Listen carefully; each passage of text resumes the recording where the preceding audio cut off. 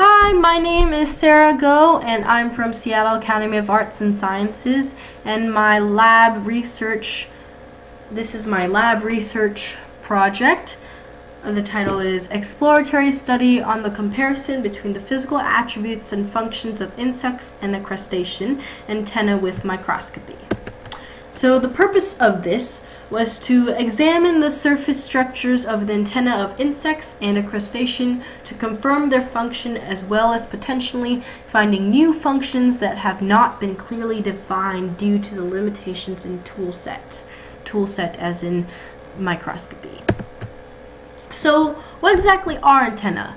They are sensory organs on the tops of insect heads, and in this case a crustacean. I will be examining the insect antenna of ants, bees, crickets, houseflies, butterflies, and the one crustacean, a pillbug. So the microscopes that I'll be using to conduct this experiment will be an aniscope stereo boom light microscope, the Dino Light digital USB camera, which is really just a light microscope but with higher magnification, and the main key factor of my experiment will be using the Mochi personal scanning electron microscope, which is provided by Voxa. And just fun fact, my lab research report is one of the first ever lab research experiment to ever be conducted with their Mochi personal scanning electron microscope. So I used all these microscopes to compare and contrast. So as you can see, this is the stereo light, and this stereo light is this is by the stereo light microscope, and you can kind of see the ants. This is an ant's antenna, and you can kind of see the ants, but it's just really not clear as much. But here is the digital, where it's highly magnified compared to the stereo light. However, it's still pretty much the same. It's still a light microscope. But here is the amazing electron microscope image of the ant antenna. As you can see, there's way more detail. So that's compare and contrast for you. So the hypothesis of what I was doing: all insects have different antennae. I expect them to differ in size and shape depending upon how the species use their antenna. The different functions of the antenna would allow for different functions. The different features, of the antenna would allow for different functions. So the procedure, part 1. So this was just the prep. So collect insects and one crustacean, kill insect. I killed the insect if needed. I dissected the head away from the body. I captured the image. I placed the specimen on the glass slide, slid it under the digital microscope, captured the image under there, transferred specimen back to the light microscope, and dissected the antenna out of the head, and I repeated the steps for each specimen for prep. But here is the more exciting part of the electron microscope. So I had to mount the insects onto these glass slides. These glass slides were only 8 by 15 millimeters. That is so incredibly small, and this was the most meticulous step that I had to do. So I had to cut these pieces of carbon tape, these are carbon tape, and lay them out on this 8 by 15 millimeter piece of glass, and then I would put the antenna onto that, and this was done really meticulously with surgeon tweezers and surgeon scalpels, to dissect the scalpel. And so after you mount them, you put them in the evaporator chamber. The evaporator chamber is where you coat these samples with a metal coating. So after you finish the metal coating, you can see that they look silver. This is why it's also called silvering. And after they are silvered, you can transfer them into electron microscopes. So now to dive into the actual results of my experiment. But before results, you need research always. So ants are highly dependent on the information their antenna receives. Information includes finding food, mates, safe places for their offspring, and detecting ant rivals. The ants on the hairs on ants' antennae are highly important and sensitive to the ant antenna functions. So the results of the ant antenna. So as you can see, this is the electron microscope image of the ant antenna. So the research suggested that the more hairs there are, the better ability the ant has of a detection. So there's different amounts of hairs on the different sections of the ant's antenna. Please note that there's look at how little the hairs are over here compared to the hairs over in the tip. So the more growth of hairs as the antenna reaches its tip, the tip also has the most interaction with the ant's environment. So the best sensitivity level would be placed on the tip. So it makes sense if the higher the sensitivity level, the more hairs there will be. So here's a close-up version of the tip of the ant antenna. And overall, to conclude, the section with the most hairs and the best sensitivity level on the ant antenna is the tip, which would make sense because the function of the ant antenna is sensing its environment, and by the electron microscope images, it senses the most in the tip, so there's more hairs, so the function is compatible with its physical attribute. So next is bee antenna. Bees use their antenna for tasting, flying, and sensing other bees around them. The tip of their antenna has gustatory sensilla for tasting. Their antennae are specifically used to sense the direction of the wind for flying, and bees are able to feel the vibration of other bees with their antenna. So the results of the bee antenna were one of the most miraculous ever. So the distal end, the tip of the bee antenna, clearly displays gustatory sensilla. As you can see here, this is exactly what gustatory sensilla is supposed to look like. And so the bees do use their tips of antenna for tasting. And the one I found most interesting was the ball and socket base of the antenna, which is for the function of sensing wind direction. So as you can see, it looks like a ball and socket, and you can see that it would be able to rotate really fast, unlike if it's attached to the head of the bee. So this is the reason for this base, for the quick rotation of their antenna, for the bees can streamline their flight, so they'll be able to shift their bodies according to where the antenna is turning. So the last one is the longer hairs in the section before the bent angle of the bee antenna is for sensing the vibration of other bees. So these are the longer hairs. So next is the research on butterfly antenna.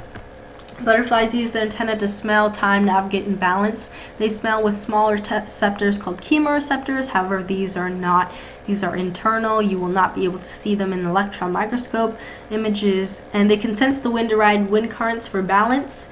They also use a sun compass to tell time, and they navigate by the time of day. The sun compass just means that the sun's rays shine onto their antenna and give them information about the sun, which they then tell time from. So the results of the butterfly antenna. A lot of what the butterflies use their antenna for are more internal rather than external. So as you can see, this is the electron microscope image. The butterfly antenna doesn't have much visible hairs that you can see, or much going on its surface, but you can see that there are tiny hairs spotted, and I concluded that these are an exterior attribute of collecting the sun's rays, or maybe sensing the wind currents. So diving back into cricket antenna, well, not really back into, just diving into. So cricket has eyes that cannot see well.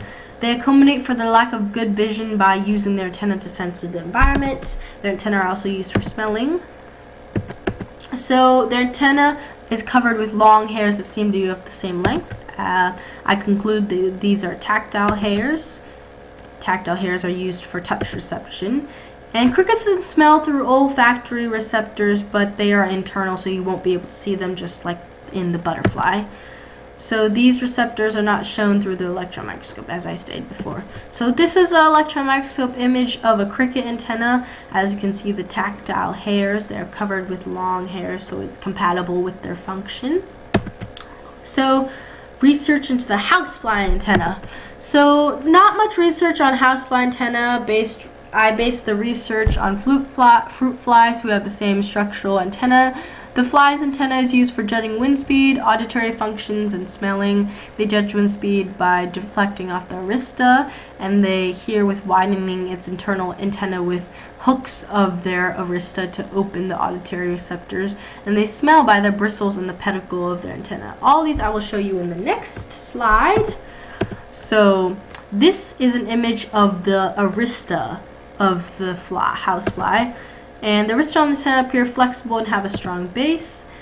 Appears to be flexible, has a really strong base, so the wind can knock against it, but not waver. But it can knock against it and feel the vibrations and test and know the wind sensation, but it has a strong base, so it won't fall off. And as I stated before. And the arista over here clearly shows visible hooks that are used for auditory function. And the bristles, here's the pedicle over here, are clearly shown. So they are used for smelling. So research into pill bug antenna. They are the Armadillidae, part of the crustacean family. When they sense vibrations or danger, they roll up into a ball. And this can be sensed by the tactile setae that are found on their antenna. Their antenna also handle airborne aggregate phenomena, but they are chemicals that our antenna are able to sense. However, this is an internal structure like others, and pill bugs cannot survive in dry areas. Please note that. So tactile setae are clearly visible, as you can see on the results. The tip of the antenna would be the most sensitive. Stronger, thicker hairs are seen on the tip. This is the tip of the antenna. The stronger hairs are displayed there. And the skin texture takes on a scaly leather. And as you can see, it's a scaly kind of leather. And this is the texture that can prevent dryness. So because pill bugs can't live in dry areas, their skin texture accommodates for that. So yes, function compatible with actual physical attributes. So in conclusion, divergent evolution. So divergent evolution is just if evolution all comes from one ancestor.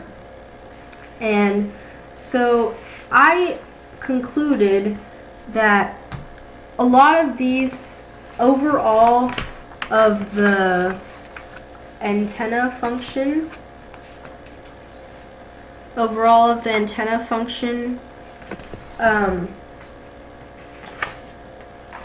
in conclusion, we assume that insects arose from a common ancestor, like I said. So the organisms who have a ground habitat, such as crickets, ants, and pill bugs, are those insects, and the organisms who spend more time in the air, or the butterflies, bees, and flies. And one thing that can tie all these together is that the ones that are found in the sky has less amount of hairs, and the ones that are found in the ground habitat have more hairs. So each organism and antenna that I imaged consisted of hairs. However, these hairs changed by the environment they were living in. This is an example of divergent evolution. So convergent evolution is next to tie it together. So they were between ants and pill bugs. So because the pill bug and the ant both adapted to the similar environment of the ground, and their antenna both perform the same function, however, the pill bug has setae and the ant has hairs. This makes some physical differences, but they have the same function. And so this is an example of convergent evolution. So to review my hypothesis, my results do support my hypothesis. Though there were some attributes that were more internal than external, I found that there was some physical attribute on each antenna that was compatible with the function of the antenna. So that is to tie it all together. Further research, I would experiment more on each test subject to further conclude on my hypothesis on exactly how the physical attributes serve the functions of the antenna. So acknowledgements. Thank you for watching.